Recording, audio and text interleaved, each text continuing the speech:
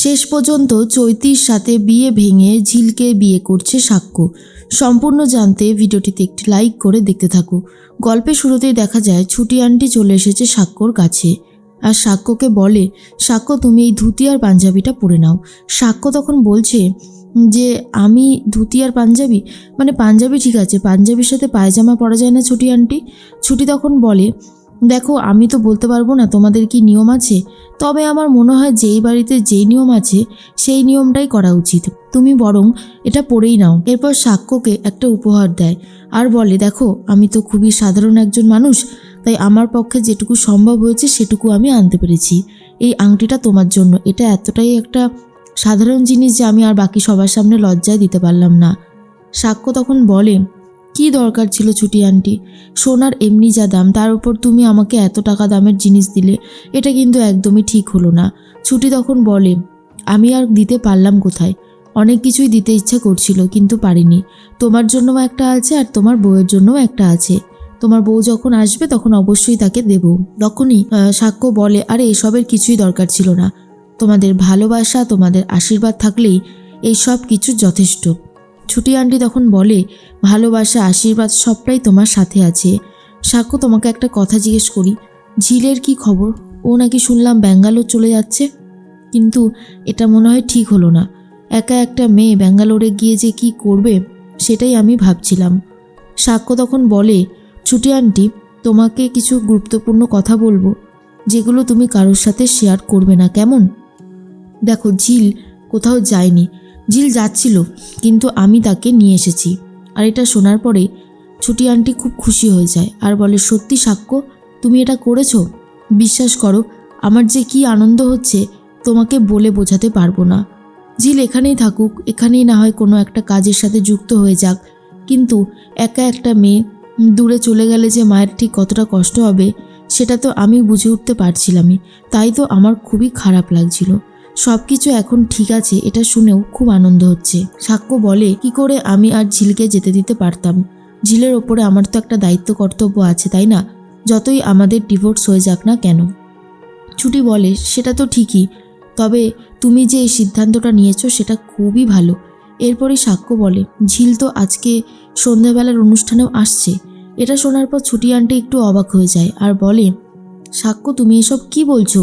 তুমিও তো দেখছি বাকি সবার মতন একই কথা বলছো, এইটা কিন্তু একদমই ঠিক করলে না তুমি। সাক্ষ্য তখন বলে, কেন? ও তো নিজের মন থেকেই ডিভোর্সটা মেনে নিয়েছে, তাহলে অসুবিধার কি আছে ছুটি আন্টি?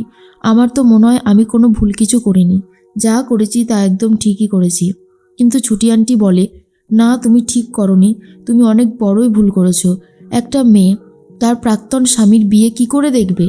এটা যে তুমি কি অন্যায় করেছো না সাক্ষ্য, তুমি হয়তো নিজেও বুঝে উঠতে পারছো না। অন্যদিকে দেখা যায় ঝিলকে মেকআপ আর্টিস্ট খুব সুন্দরভাবে কোণের মতন সাজিয়ে দেয়। ঝিল তখন বলে, আমাকে এইভাবে খোপা করে দিয়েছেন কেন? দেখে কেমন বউ বউ মনে হচ্ছে। না না, এটা একদম ঠিক হয়নি, বাকিদের মতন চুল ছেড়ে দিলে তো খুব ভালো হতো। এরপরে মেকআপ আর্টিস্ট মনে মনে ভাবে, জানি না কি যে উনি করতে চলেছেন, আমাকে যেভাবে বললেন আমি তো ঠিক সেভাবেই কাজটা করলাম। এরপরে ঝিলকে বলে, দেখুন আপনাকে এভাবেই খুব ভালো লাগছে আর আপনি এসব নিয়ে একদম ভাববেন না, সুন্দর লাগছে আপনাকে, আপনি আজকে বিয়ে বাড়ি যাবেন তো অসুবিধার কি আছে?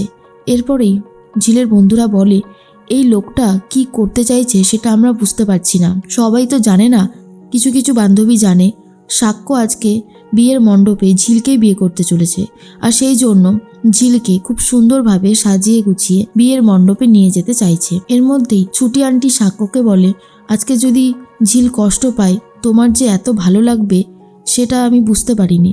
ওর কষ্টটা দেখে তুমি পারবে তো বিয়েতে খুব ভালোভাবে মনোযোগ দিয়ে চৈতির সাথে বিয়েতে বসতে?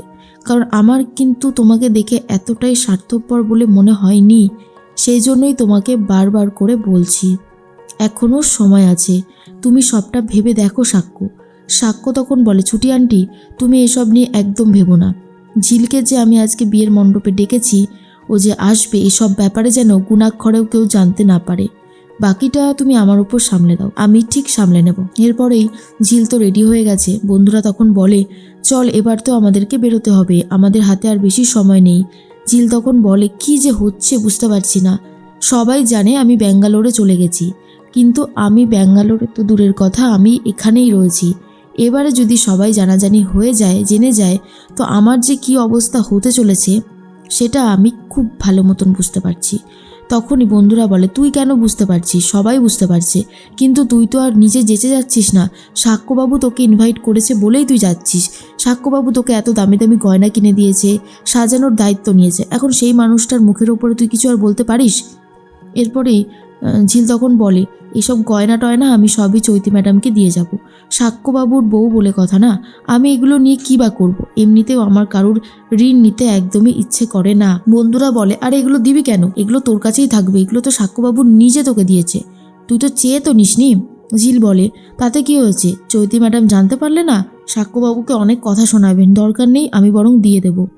এরপরে ঝিলের কথা ভেবেই সাক্ষ্য ভাবে, ঝিল তুমি নিজেও জানো না আজকে আমাদের বিয়ে, আর এটা ভাবলেই মনের থেকে আমি একটা এত জোর পাচ্ছি, আনন্দ পাচ্ছি, যেটা হয়তো তোমাকে বলে বোঝাতে পারবো না যে আমার কতটা আনন্দ লাগছে।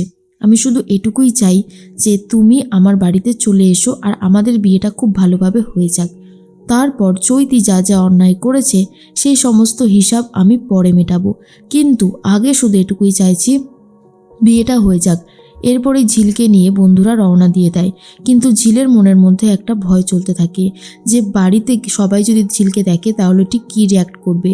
কিন্তু বন্ধুরা সবাই বলে, তুই এত ভাববি না, যা হবে সেটা ভালো কিছুই হবে, আর সাক্ষ্যবাবু নিজে তোর সাথে আছে, তুই এত ভয় পাচ্ছিস কেন? ঝিল ভাবে, ভয় কি আর এমনি এমনি পাচ্ছি? বিয়ের মণ্ডপে সবাই যদি সাক্ষ্যবাবুর এক্স ওয়াইফকে দেখে তাহলে বুঝতে পারছিস কেমন রিয়াক্ট করবে। কিন্তু সাক্ষ্য তো জানে সে আজকে শুধুমাত্র ঝিলকেই বিয়ে করবে, চৈতিকে নয়।